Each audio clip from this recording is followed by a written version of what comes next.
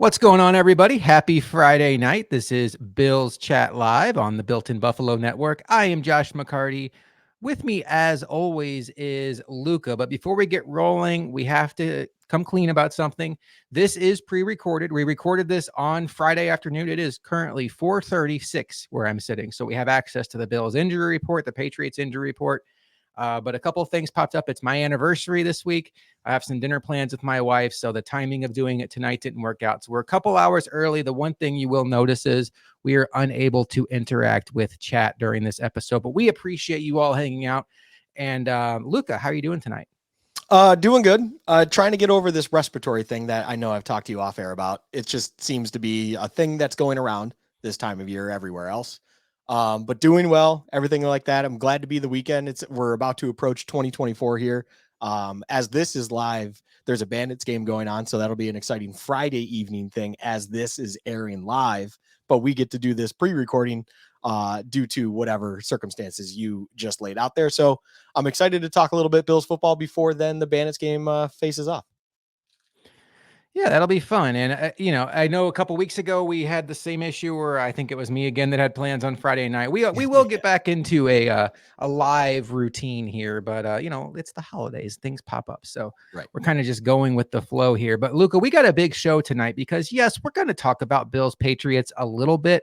I think we're going to preview this game more so from the angle of, is it a trap game? Are you worried about the fact that the Patriots have already beaten the Bills? How scary of an opponent is this? I don't think we're going to spend too much time getting into the nuts and bolts of various matchups. We've already previewed the Patriots. Everybody's aware they are not a very good football team. I also want to talk a little bit about playoff scenarios because, yes, there are scenarios this weekend where the Bills can clinch a playoff spot. And I would say those scenarios are very likely. In fact, I predict the Bills will clinch a playoff spot this weekend. And then I want to talk about what the division looks like, what needs to happen for next week, Bills-Dolphins to be for the division title. Also, I think a very, very likely scenario. And of course, we will get to our favorite segment of the week, Luka's locks. But Luka, let's start off with these Patriots.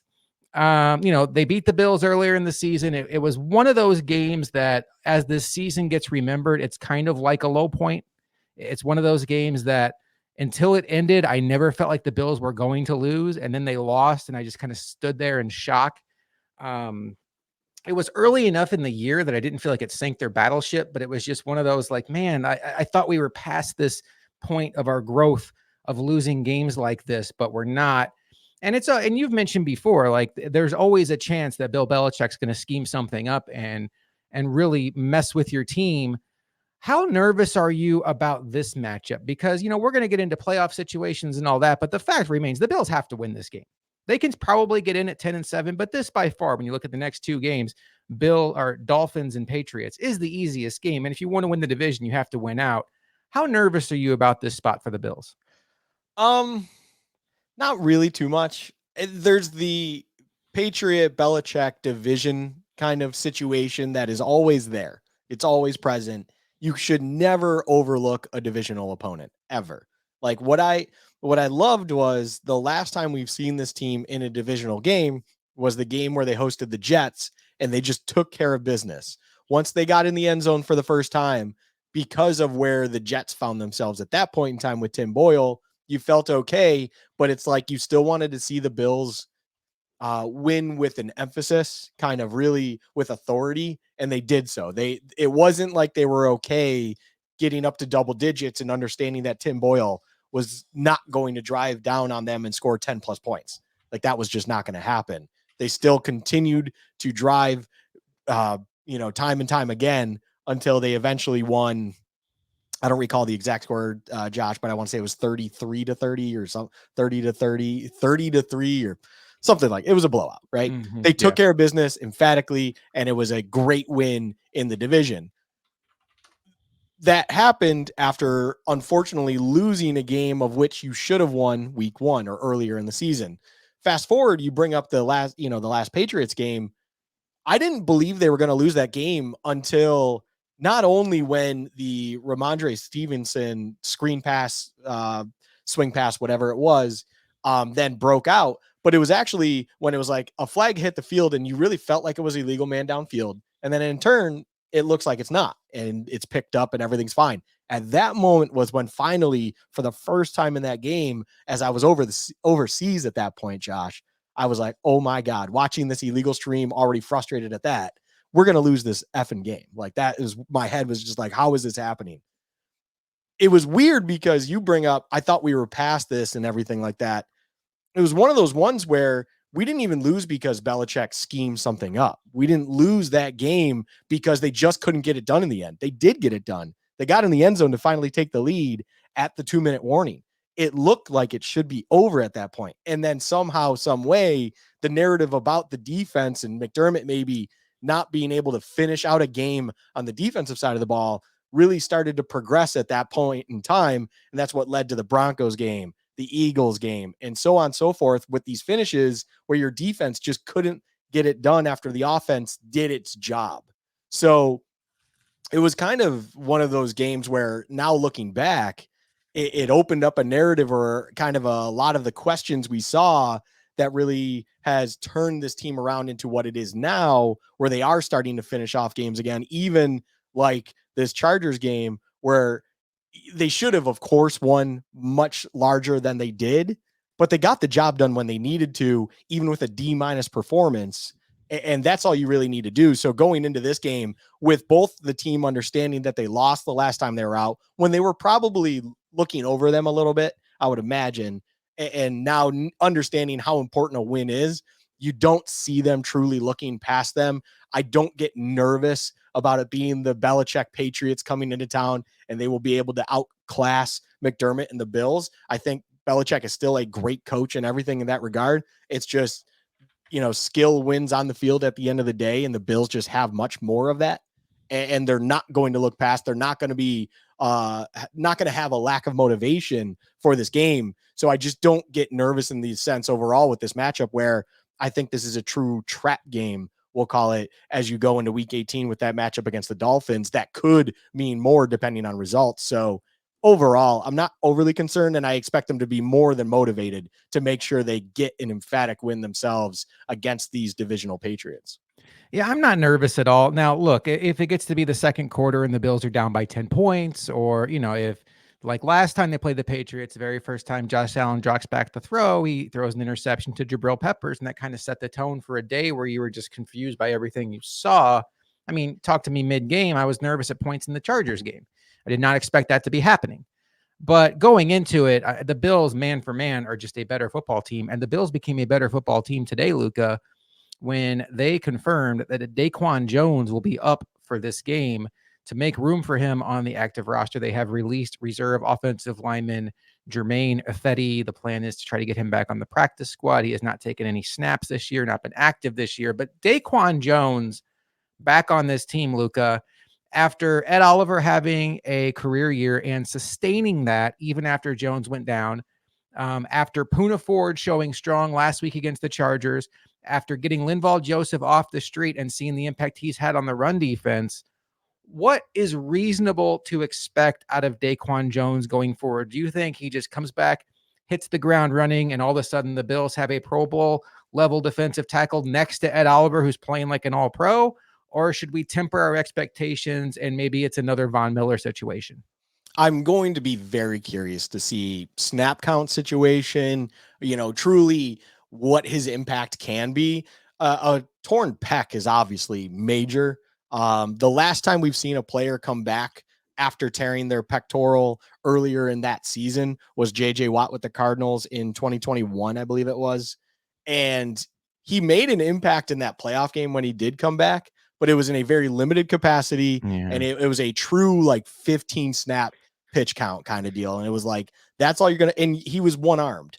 He essentially had to play with his other arm pinned inside so that he couldn't, do anything to that injured pec.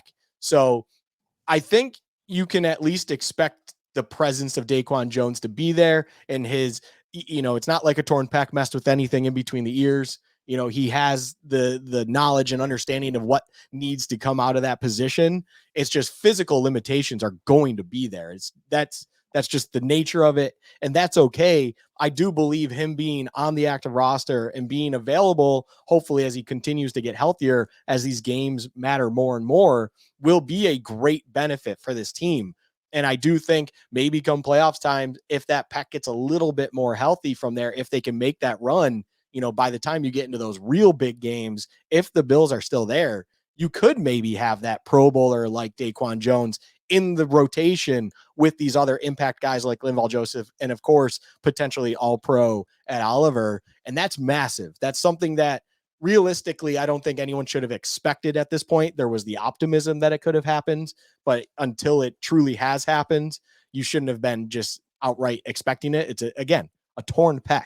I mean, that it's superhuman to be coming back as short amount of time as he is. And it's just a testament to, especially for an individual that is going into a contract year, he's going to be a free agent. Like, there is a lot on the line for him. If he further damages himself in any way, he could be putting millions of dollars on the line doing this, but he just cares about the team that much, his impact that he can provide this team that much. And he cares about those guys in the locker room, most importantly, and he wants to be there for them.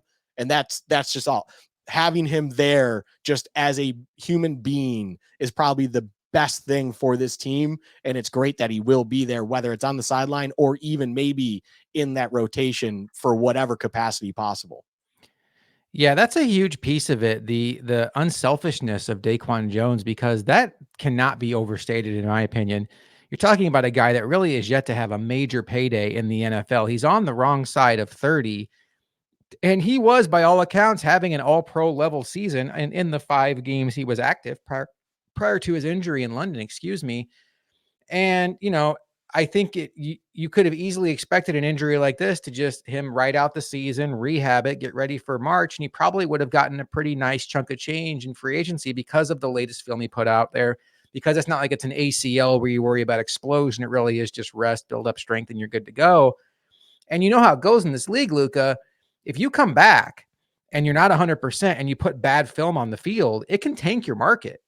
Baker Mayfield played with an injured shoulder his last year in Cleveland, his last year in Cleveland, and everybody talked about how terrible of a quarterback he was.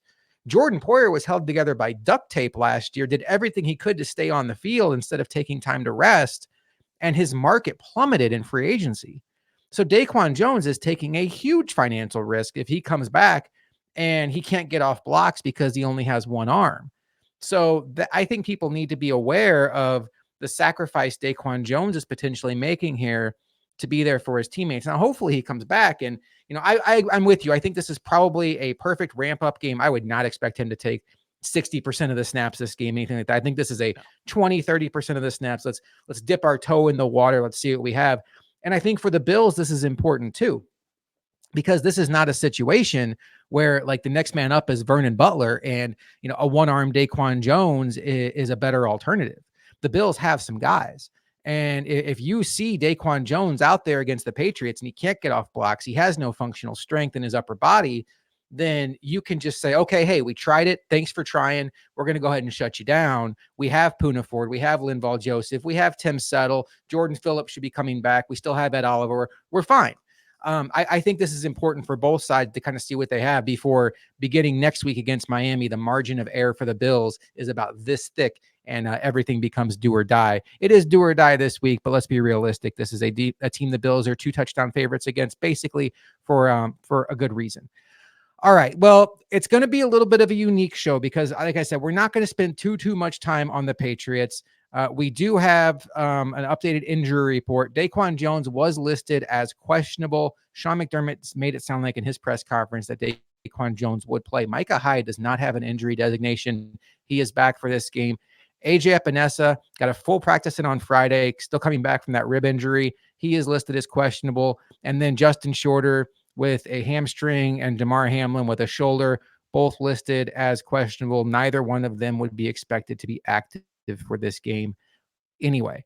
For the Patriots, they will be without wide receiver Juju Smith-Schuster. They have a long list of questionable players. And look, sometimes with the Patriots, you have to kind of roll your eyes at this. Anybody that's battling anything gets listed as questionable. But Luka, you brought up a good point. There is one name on there that's a significant name on their defense, Kyle Duggar. and he missed Friday's practice. It was with an illness, so a lot of times those can subside and they're fine to go by Sunday. But you followed the sport long enough. If they miss Friday's practice, you don't want to assume anything. Yeah, absolutely. And especially understanding what's going on right now, there are a plentiful of individuals out there picking up whatever it is, colds. You see late allergies starting to pick up, it seems like some places. If all of a sudden he is not participating on a Friday and they truly just list him as a questionable, it feels like due to an illness. I don't know how good it is for them when it comes to 36-hour turnaround that will be possible, or 48 hours. Depending on the severity of the illness that is a true unknown, Duggar could realistically miss this game. And that's a big impact for a Patriots defense, as he is truly kind of the captain in the back, the back end for them. He is their Hyde and Poyer, to be quite honest. So between that, and then also you didn't even mention Jabril Peppers, who just finally participated in practice in a limited capacity today after 2 misses due to a hamstring injury. He's still listed as questionable.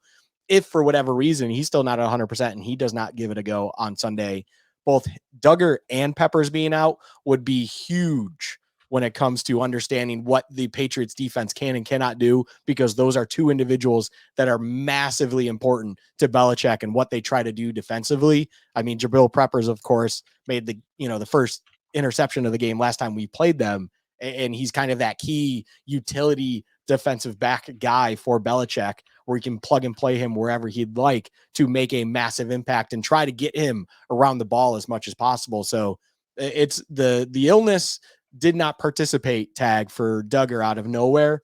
That is definitely one that in my eyes, I'm going to be keeping a close eye on. I think that's not nothing. It's not nothing compared to like what I would feel like it is, say, in October. Like if someone was reporting an illness in October, I would kind of be like, it's a 50-50. I feel like this time of year, especially when you're hearing other individuals, even like a McAfee on his show going, I don't know, I'm feeling a little bit of something right now. There's clearly something going around in the world right now that maybe it is something, and it's something to keep an eye on. Yeah, for sure. And they have a long list of guys that you mentioned. Hunter Henry's on there, limited practice or with a knee injury on Friday. Who else? Nobody else on here didn't practice. Everybody else got limited. Now, Bill Belichick likes to fudge these injury reports. Limited can simply mean you missed 1 rep in practice you were expected to take, and they can call you limited. And I'm not going to miss Bill Belichick's injury reports when he's moved on from the NFL, Luka. They are obnoxious. All right. Well, we're going to get into predictions early in this episode because I do want to spend a good chunk of time talking about playoff scenarios, how the Bills can clinch, what we think is going to happen on the out-of-town scoreboard.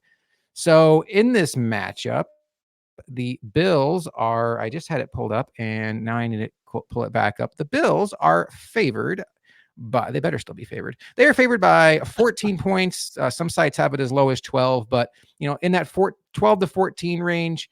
And the Patriots beat the Bills last time these 2 teams played.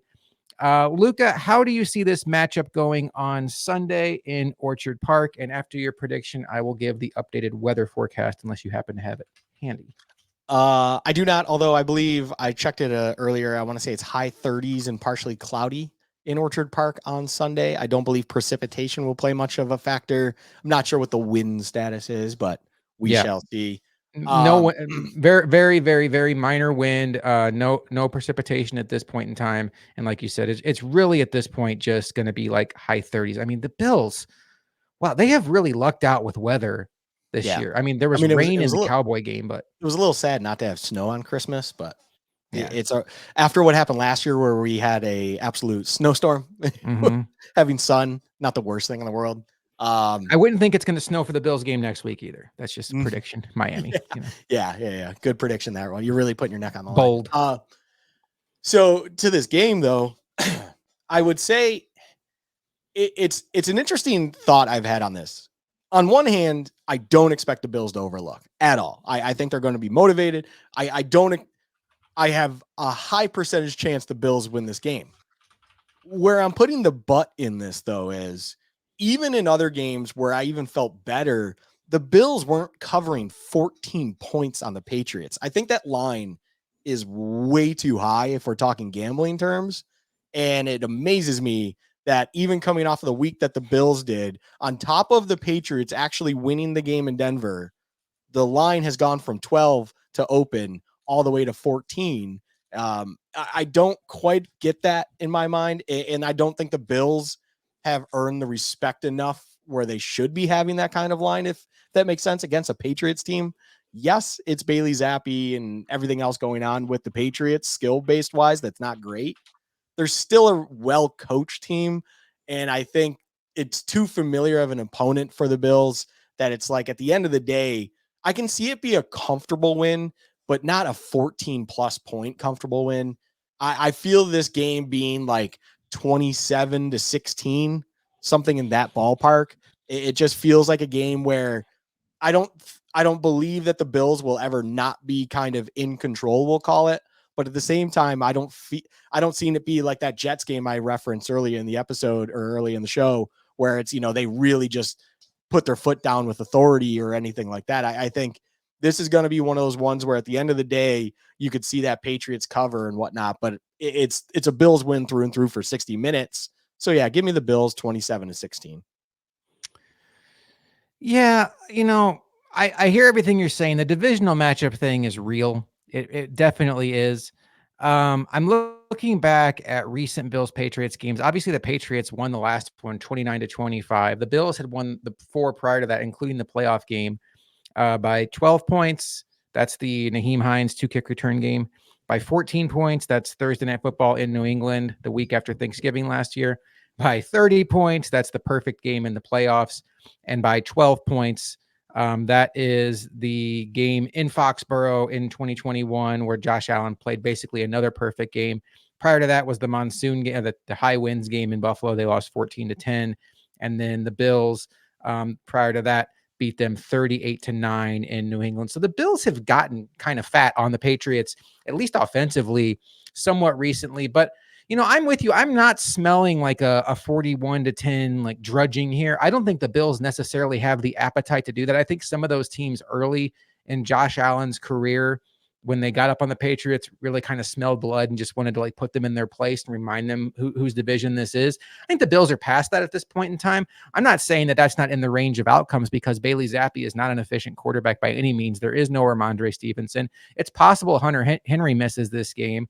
And, you're already missing Juju. So it could be a situation where they just can't move the ball. And if the Bills have a good offensive day, they could get to 40 points just by showing up and executing. I don't expect them to pour it on the Patriots, though. And I do think that there is going to be an effort by the Patriots, whether it's with Ezekiel Elliott or not, to try to slow this game down, minimize possessions, run the ball, choose some clock, and try to win with field position and turnovers, because they are outmanned. All that baked into it, I do think this is kind of like one of those classic under games.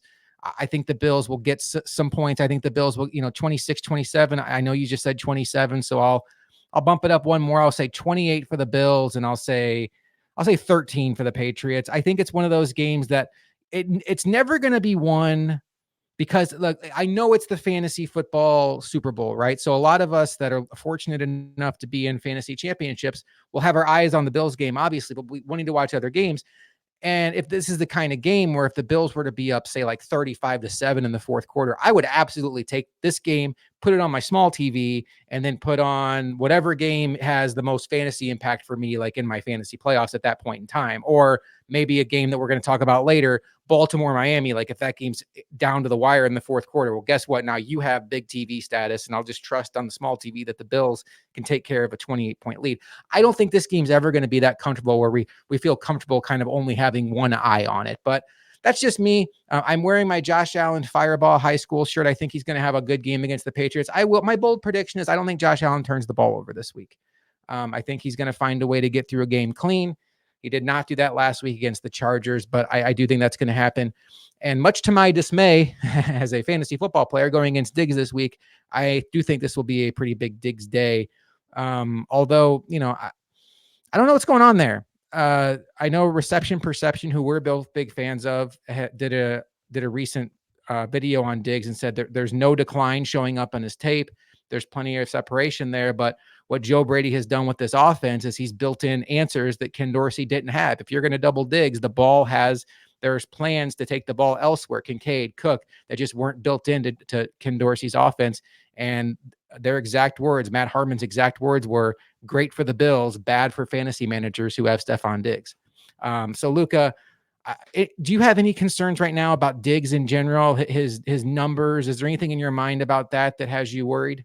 No, I don't think there's anything about Diggs's utilization, kind of what's going on with his numbers. I don't see any concern with it. I think if there is a need to get the ball to Diggs, they will absolutely happily do it. I cannot fathom that there's an idea out there within one Bills drive where it's like, oh, if we need to get the ball to Diggs, we don't know how to do it, or we're not able to do it effectively, or whatever you want to call it. Like, I think we even saw it in the Chargers game where it's not like he had an overall statistic dominant day, but in key moments at key situations, they still found him with the ball, and he made a first down or whatever was needed at that time to keep him relevant, keep him known, keep him respected by the defense. And it allowed everything else to be available as well. So I'm not overall concerned with this. I love the fact that there are answers outside of Diggs now. I think that's a massive thing. It's, of course, something we've been asking for with this offense for years now. You hear it across the board with anyone that watches the Bills. They always talked about it was too Josh Allen dependent, too Stephon Diggs dependent as a weapon. And now you are finally seeing this offense. I think the only reason they truly were in a kind of a scrappy game was last week was the first time. This is the first time I've been on air, it seems like, in a while, Josh. But my take on the Chargers game was, for the first time, Joe Brady was kind of going away from James Cook. And it was interesting because it did kind of put them in a little bit of a bind for a bit, but then they still figured it out in the end and got it done. So it wasn't ultimately that big of an issue.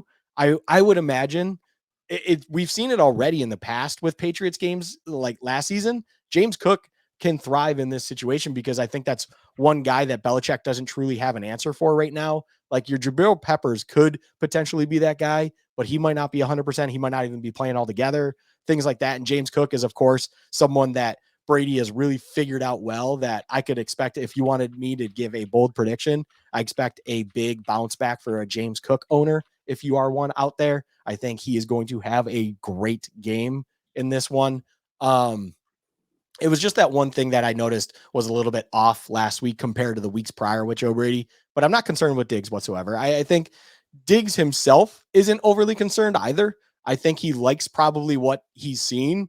And this is almost in a weird way, we finally got to what Diggs wanted, I think, in what he was unhappy with. We're having an offense that has other answers outside of just him. And he can see that there's actually something going on outside of just Josh Allen being superhuman and then Diggs being the number one guy, being the Robin to his Batman. It's like, no, there's other things going on now, that there are other answers. Kincaid, Cook, Shakir, other guys that can do things. And then, hey, by the way, Gabe Davis still once a month can absolutely roast you. So it's like anything's possible, and I'm not concerned with doing Diggs much altogether. I'm with you there. I actually would like to see more Kincaid usage at this point in time. But at this point, I mean, they're winning games. They look good doing it, and they're on a winning streak. So we'll see if that can continue this week. But let's transition now to what could happen this week that would be very good for the Bills. And the first topic I want to talk about is, how can the Bills win the AFC East? Because the Chiefs lost last week to the Raiders at home, if the Bills win the AFC East, they will be the 2 seed. And that's huge for a couple of reasons. One, you have a home game in the first round and the second round if you make it there, and potentially the third round if somebody knocks off the Ravens or the Browns or whoever gets that 1 seed. It would be the Ravens, because if the Browns get the 1 seed, the Bills can't win the division. So stay with me. The other reason is just the quality of opponent. But when you're talking about the 2 seed, the 7 seed is going to be a team like the Steelers, the Raiders, the Colts, the Texans. Maybe they're a class above the other ones, but that team coming to Buffalo, that's a playoff matchup that you would be super excited about. Whereas if the Bills don't win their division, if they're the 6th seed, they are very realistically going to Arrowhead round 1. And I know that the Bills just recently won in Arrowhead, and I know that the Chiefs have looked very beatable recently, but that is still Patrick Mahomes, Andy Reid, Arrowhead, the referees. in Arrowhead in the playoffs, none of that sounds overly appetizing in round one if you can avoid it, because the biggest point of all of this is the Bills winning the division sets up something we've all wanted to see for the longest time: Patrick Mahomes coming to Buffalo for a playoff game. So, Luka, for this to happen, the Bills need to win out, which would include beating the Patriots, beating the Dolphins next week, but they need a little help. They need the Ravens to beat the Dolphins this week. They are favored to do so by about 4 points. The Dolphins are a little undermanned on offense. They will be without Jalen Waddle. The Ravens are also dealing with some injuries. It seems like Kyle Hamilton is very questionable for this game. Zay Flowers is questionable for this game. The Ravens had a big win last week against the 49ers. You do sometimes worry about a team having such a massive win, having a potential letdown, but the number one seed is on the line. Is there really a letdown scenario here?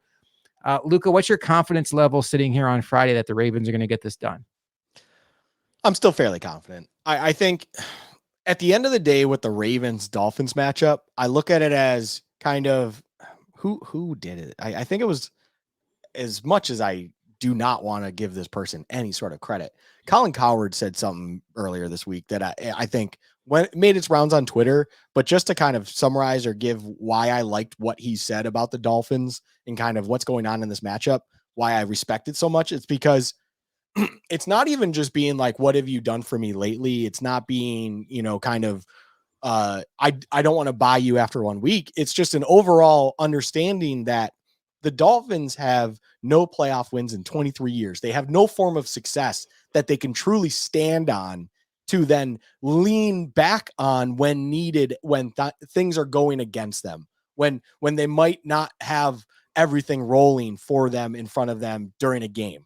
And this is going to be a game in all reality, while they're on the road, that things are going to work against them, because on the other side is a very well coached, very well built team by a very good organization that has a very loyal fan base.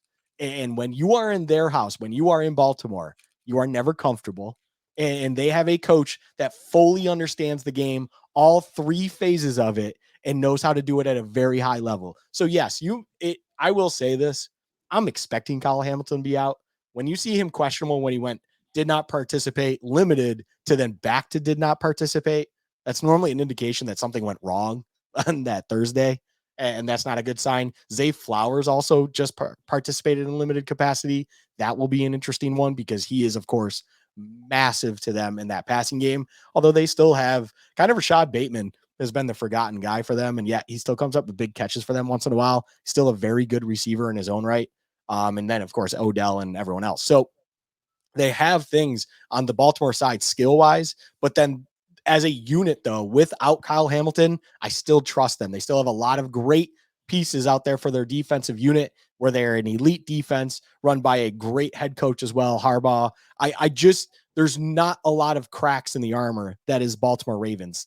And they kind of showed while they're on the road in San Fran that they just need one thing to go their way. And as soon as it does, they will make it absolutely your worst nightmare and just compile everything on top of it. And even if they have some adversity thrown against them, they know how to overcome it. They are the Baltimore Ravens. They showed that at home against the Rams, who gave them everything they could, and they still overcame it and won on a punt return in overtime. Crazy how this year, by the way, 2 overtimes were won by a punt return touchdown. Wild stat. But overall, I trust that tenfold over the Dolphins, who have never to this point, it seems like in this millennium, have done anything that it's like, if they start getting punched in the face a little bit, how are they going to overcome this? They show it in flashes at times. They did it technically against the Ravens early last year. That's when that crazy Tua to Tyreek and Waddle game happened. But it was a totally different Ravens team. They didn't have the secondary that they have now. They were a shell of themselves defensively, and they are a much better unit. That if the Ravens were to go up another 21 points like they did that game last year, there is zero chance they're manning up a rookie on Tyreek one-on-one on the edge and just letting him run free and do whatever he wants. That will never happen again. I don't care. So overall, they can even look back at that. They are a well-run team now, and I fully expect the Ravens to be able to take care of business against the Dolphins. I am very confident in it, to be frank. This game will tell you a lot about the Dolphins. I think their defense is getting a lot of credit for how it's played recently. They shut out the Jets 30-0. But when you look at the quality of opponents, they gave up 28 points to Will Levis and the Tennessee Titans. They held the Commanders to 15. They held the Jets to 13 in the other Jets game. They gave up 20 to the Cowboys. But when you really look under the hood of that game, the Cowboys had a fumble on the 1 yard line. They probably should have won that game. I'm very interested to see one. Okay, if they can slow down or hold the Ravens down, I will buy into the fact that the Dolphins have this now elite defense that just took some time under Vic Fangio, getting Jalen Ramsey back. Van Ginkel has been a really good find for them, and that will make them all much more scarier because I think their offense is certainly good enough that if you pair them with an elite defense, they are a scary, scary team. The other thing I will tell you that I kind of have one eye on in this game, and I think Tyreek Hill is excellent. I think he's probably, if not the best wide receiver in the sport, he's certainly in that 1, 2, maybe 3 range, but I think you'd have to really stretch to get to 3 at this point. I am curious what happens when Jalen Waddle's out, and I'm a big Jalen Waddle guy. Tyreek Hill is the engine of this offense. But the reason why I think this offense works, the reason why it reminds me so much of the 99 Rams greatest show on turf is because when they had Holt and Bruce, who were both just excellent receivers and so fast, you had to pick your poison. You really couldn't double both of them. And because of what they had in the backfield, Marshall Faulk, where Mostert is not that, but they run the ball very well. It almost feels like you have too many holes in the dam to plug at once. You can't double everything. With Waddle out, you're looking at probably Cedric Wilson, Braxton Berrios. It's not the same thing, not close to the same thing. And I do think this allows teams to really focus in on Hill without fear of single covering the other guy. And I'm curious to see how that works, if that slows down the Dolphins or if they just are still cruising on offense on the road without Jalen Waddle. That will tell me a lot about them. Sitting here right now, I'm with you. I think the Ravens win this game, but I'm as interested in the Dolphins losing as I am in just learning about the Dolphins. I want to see. I think this game will tell us a lot about that team. So that's how the Bills could win the division. And I will tell you really quick. I work with a Dolphins fan, and he's a good fan. Like, there's those fans that no matter what they think their team's going to win, or those fans that no matter what they think their teams are going to lose. He would fit in with us. He's a realistic fan. He's an analytical fan. He has the emotional scar tissue of rooting for a team that hasn't won a playoff game since Peyton Manning's 3rd year when they beat the Colts in 2000. But I was talking to him this week at work, and I was like, so, if the Bills beat the Patriots this week and the Dolphins lose to the Ravens, next week is for the AFC East. And I just kind of expected him to kind of joke back like, oh man, we're going to kick your ass. And he looked at me with the most serious look on his face. And he was like, that is my nightmare scenario. And I was like, are you serious? And he's like, we will not win that game if it comes to that. That is the ultimate Dolphins are collapsing game, and the Bills will just come in there and destroy us. And I at that point, like my joking back and forth with him went out, and I was like, I wanted to kind of feel him out. Why do you think that? And like, I'm telling you, like, that to me was a good read on how Dolphins fans are feeling. They want no part of this week 18 game being for the division against the Bills. Luka, I think you've kind of clued into that earlier than I did having this conversation. You've also felt like if it comes down to it, Bills versus Dolphins for the division, you love the Bills in that spot, regardless of location. But I was stunned by just how jaded he was about that whole scenario. It goes back to that same thing I brought up before. They have no foundation, no backing that they can lean on to find success if adversity comes their way. Whereas the Bills have everything else. They have it all. They have it within the season. They have it before the season. They have years of success when it comes to winning the division. They've been there, done it. They understand what it takes. They understand how to go to those lows and come back and make it happen. The Dolphins just have never done that. And this is in all sports. This is not just an NFL thing. This is not just a Bills thing. This is everything. You see it always. And it's one of those things where it's the same concept of don't bet against Brady. You just don't make money doing that. You don't bet against teams. You don't bet against historically great teams. You don't do these things. And the reason you don't do that is because there is a reason that success was built, because they also had to come from somewhere that was nothing to eventually get to those heights. And, it's like one of those things where once they finally can get back to that winning way, it's so hard to knock them off that perch because now they have something to lean on. And if the Dolphins Bills game truly does go for the division, I love the Bills in that case. Right now, fun fact, you can get the Bills plus 1.5 in that game on certain sports books. And I have already laid a lot of money on that line because if the results happen the way they do, I can easily see that changing come kickoff. And it's just one of those things where I I don't see any other outcome in all reality because of what is going on with that.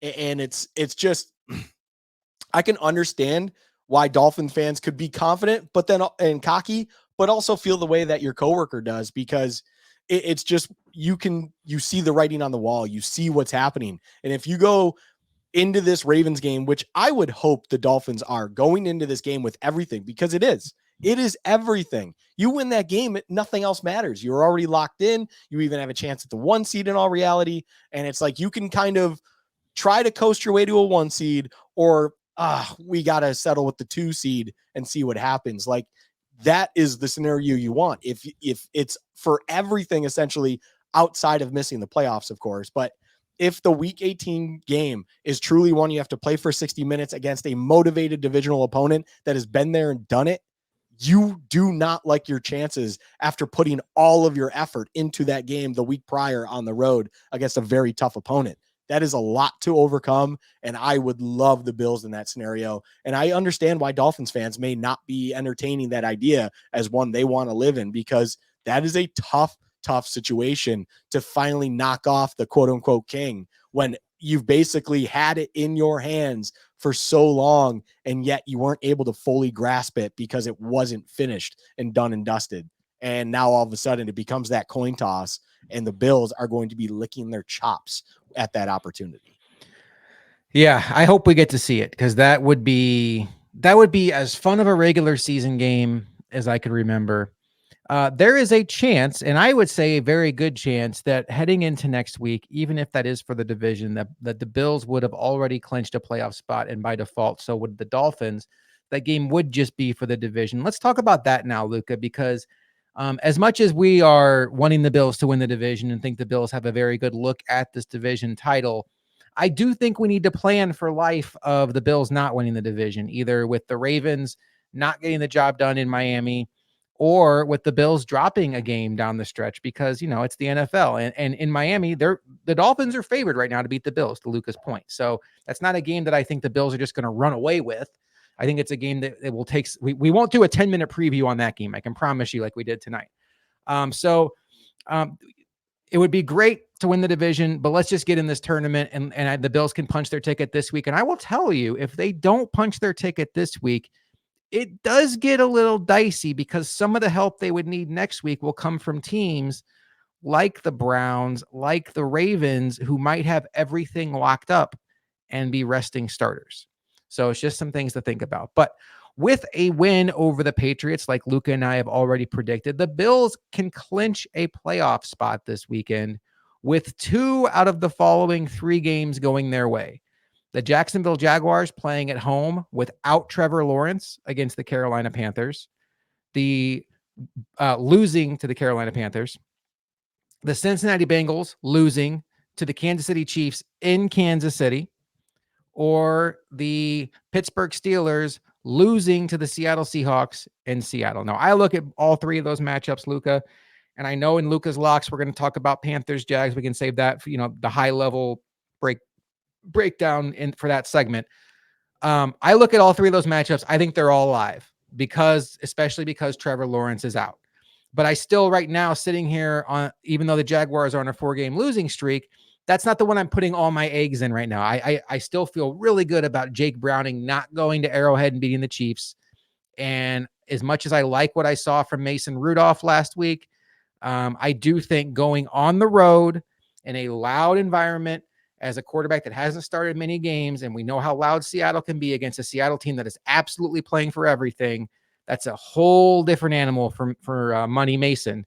I think I think the Seahawks beating the Steelers and the Chiefs beating the Bengals are two things I predict to happen, and two things that I feel pretty good about happening. Maybe a little less good about the Steelers losing, but I think both of those will happen. Where are you at with those three games? Yeah, they're all interesting. I chalk up. I don't even know how to put this. How the Steelers will go into Seattle and be able to not only cover 4 points, which I think is what the spread is right now, but win that game. I just don't know. They're not a team with Mason Rudolph, no matter who's at quarterback. I don't care. Like, I don't see how that team walks into a Seattle house with a lot on the line for that Seattle team and somehow squeaks out a win. I love Mike Tomlin. I respect TJ Watt and players on that team. Just that team overall is not good. And Seattle is playing what seems to be bounce back ball right now. They don't really have the running game, which is normally what they lean on at this time of year when they do have good teams. But at the turn, like Drew Lock was finding stuff even where it's like, I don't even know. I don't even know if quarterback matters anymore with Seattle. And like they have good enough receiving options that it's like, yeah, it really doesn't matter. And it's just they play good team football where it's like their defense isn't incredible either, but they're still good. But I shouldn't even say good. They're just not bad. And then the offense isn't great, but it's still good enough. And they just get by, especially in that home environment. So that's the one I circle. Like if you need one of those teams as a for sure loss, that's one of them. I will say the Carolina Jacksonville game gets a lot more interesting with Trevor Lawrence being out. The Lucas Locks will be kind of an interesting one on that one. That game will be talked about. I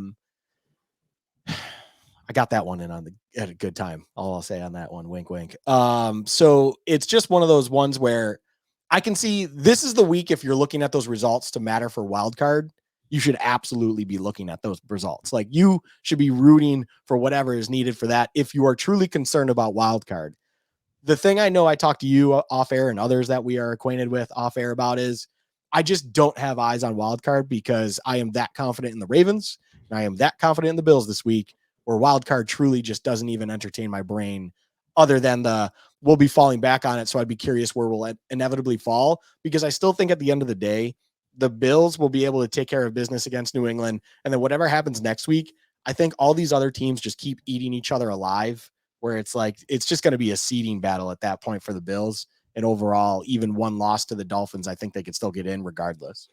The Bills got so much help on the out-of-town scoreboard last week. Every single game outside of Miami against Dallas did go their way, including the Chiefs, which wasn't even for wild card. It was for 2 seed. So it was a Christmas miracle, as they would say. Another scenario. So if you get 2 of those, you're good.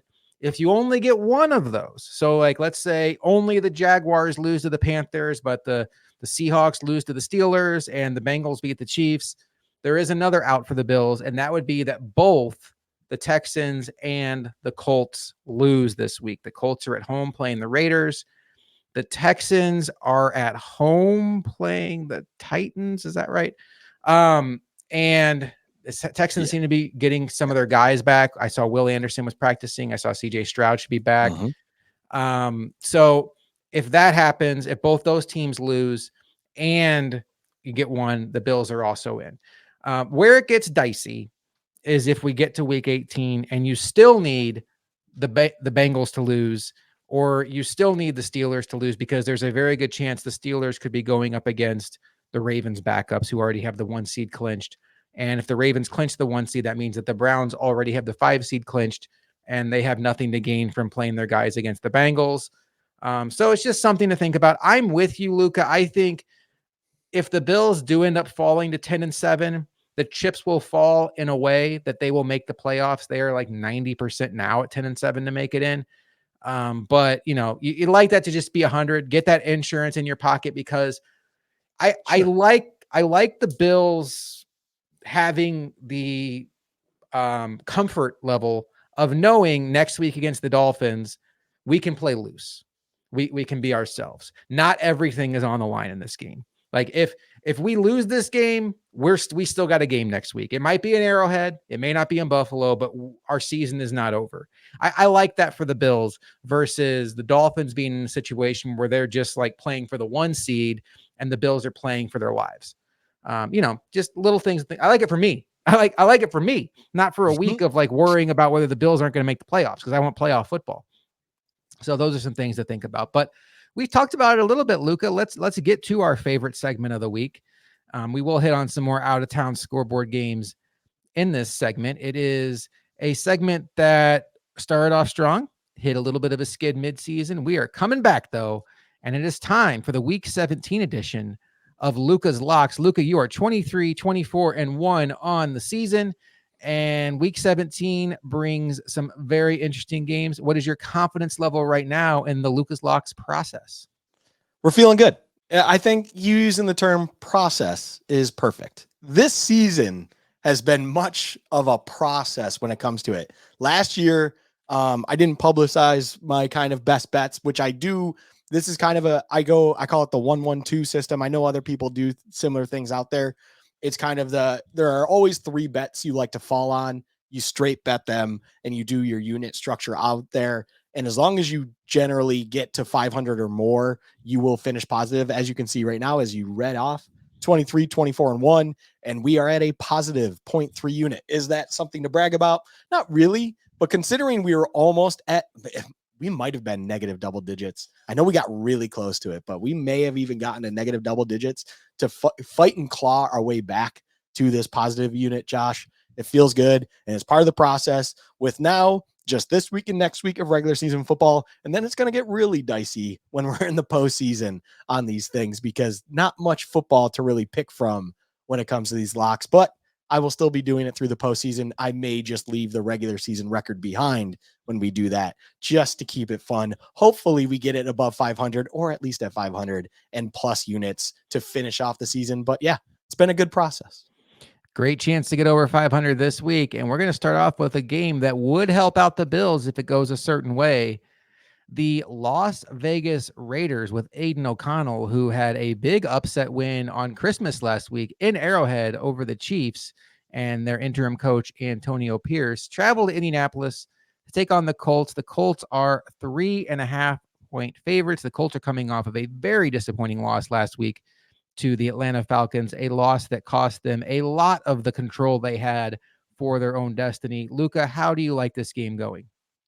This is an interesting game. I think the line is a very good one. I think Colts being 3.5-point favorites makes sense to me. I think at home, they're a far better team.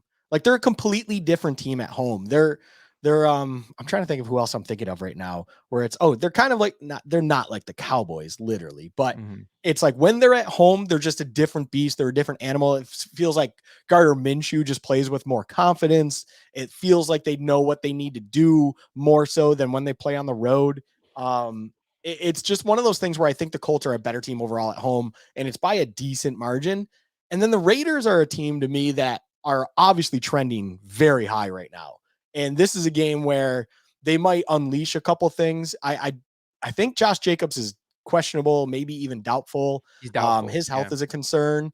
But overall, I don't know how much of an impact that truly makes on this team. It seems like they understand what they are identity-wise finally. And Aiden O'Connell, even though he's not a world beater of a quarterback, he still runs an efficient enough offense where it works. I think last week, in my mind, was a little bit of an anomaly, only because they understood the situation. They somehow, out of nowhere, got a massive lead at Arrowhead, and they just sat on it.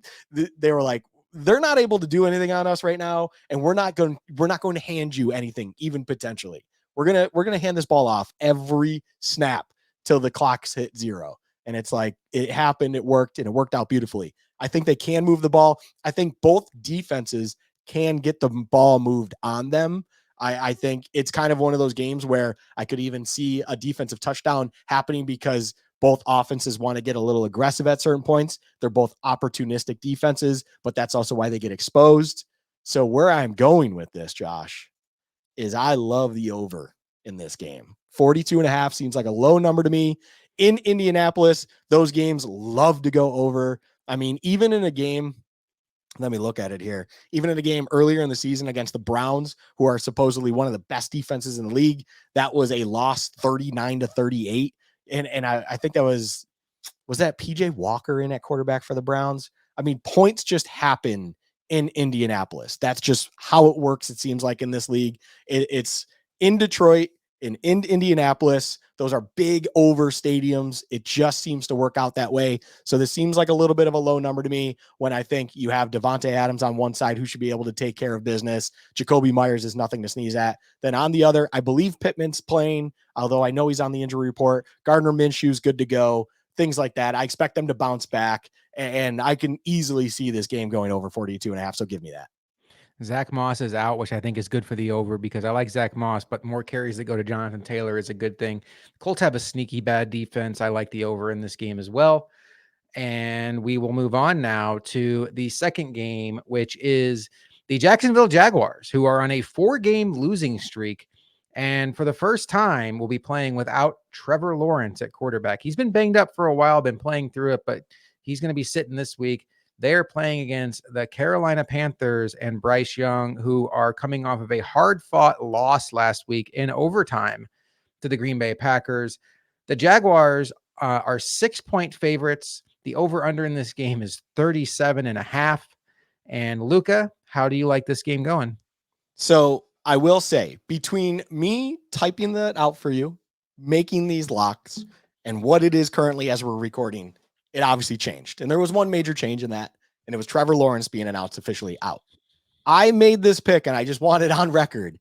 Even not fully understanding Trevor Lawrence is out, I would, until it's official, I'm assuming you are in, especially with Trevor Lawrence, with what we've seen him play through already this season. I was kind of in the assumption that even if he's less than 100%, until he's officially out, I'm assuming he's in. He is already out. The line now is looking like it's 4, 3.5. There is one place Caesar still has it at 7. That's wild. And I'll get to why that's wild. I'm not going to do a long song and dance here. The Jags are trending down and down and down. The Carolina Panthers are maybe one of the more impressive teams the last few weeks. They are fighting with anyone. They are clearly outmanned by every team they come up against. Maybe not the Falcons, and that's why they beat them. But overall, they just play very hard right now, and they are hard out. I think they are actually starting to find a little bit of answers on offense where maybe they're able to do things. Maybe that comes with just playing loose when games don't matter for them anymore and stuff of that nature. We know what that's like being Sabres fans. But yeah, I got this in time. I love the Panthers +6. And what I told you was a surprise is I will say this. I endorse sprinkling the money line and taking the Panthers to win outright. I actually believe the Panthers can win this game. I believed it even if Lawrence was in. At that point, I sprinkled half a unit. It's not on the locks list, so it won't be part of the record, people. But when it was +240 on the money line, I love that. I thought that was way too juiced, understanding how the Jags have been playing and how the Panthers have been playing. And I think it's more of a understanding the teams where they are in the standings and not understanding the teams that are and how they're playing on the field. So yeah, when it was at 6, like I got it there, I absolutely loved it. I still like it at +4. You can get that on DraftKings right now for -110. I would still take it because overall, I even think the Panthers probably win this game, but give me the Panthers in the points against the Jags. I just think the Jags are trending way too downwards right now. And it's amazing to me. The last note I have on this is Doug Peterson is a offensive minded coach that I really respect. I loved what he did in Philly. And I think what he was doing, or I think what he is doing in Jacksonville is great. But something's off right now with the offense as a whole. And now you're on top of it, pulling out Trevor Lawrence in this regard. Yeah, I don't know how you could put any money on the Jags at this point in time. We'll see if CJ Beathard can save the Jaguars season and at least keep them, right now they are the current AFC South leaders in that division. And if you're thinking to yourself, the Panthers have one of the worst records in the sport. Wouldn't they be motivated to lose? They wouldn't, because their first round pick is in the hands of the Chicago Bears. So they do not benefit from losing these games like other teams that you might see, rest guys that aren't necessarily needing of rest. The Panthers have absolutely zero motivation to tank this game because there is no Marvin Harrison Jr. in their future. There is no trade down and get a ton of assets in their future. Their move was to get up and get Bryce Young, for better or worse, and that is where their draft pick is. Right, is in the hands of the Chicago Bears. All right, Luka, your third game this week. This one caught me by surprise when I saw the line. I'm curious if we're thinking the same. The New Orleans Saints at the Tampa Bay Buccaneers. What a big matchup this is in the NFC South. The over-under is 42.5. Baker Mayfield, what a fun story he's been. Mike Evans has been absolutely lighting up the scoreboard. If you had him in fantasy football last week, you probably advanced to the next round. Luka, the Buccaneers are 2.5-point favorites at home over the New Orleans Saints. How do you see this game going? I think we're in the same wavelength with this one. This is the most confusing game on the card to me. I don't understand if it's history bias or what. When you look at this game, the Buccaneers can do something that I know I legitimately thought they had zero chance of doing. And I believe you are probably in a similar boat where they can lock up everything, get it all done and dusted, and have that 4 seed in the NFC just cleared it out and ready to go for them come week 19, super wild card weekend, and not have to worry about next week at all. If they just win this game, they will lock it up. They are the NFC South champs, which I cannot believe is the case. I will say I thought the Saints with Derek Carr would get it done, but in that same regard, the Saints have been the most disappointing team to me in the NFL. I just don't understand what the heck is going on down there. Derek Carr looks incapable of doing anything for them on offense. Jameis Winston, unfortunately for them, is still Jameis Winston. And Taysom Hill is just doing everything he can as a football player to move the ball at any point in time, even though he has a sprained shoulder, a bad knee, a bad heel. I'm pretty sure he's gotten 2 concussions this year, and he's just a battering ram trying to do everything he can. I love me some Taysom Hill. But that's not enough to get things done. I think Kamara has not been as effective as he's been in years past. There's a lot going on.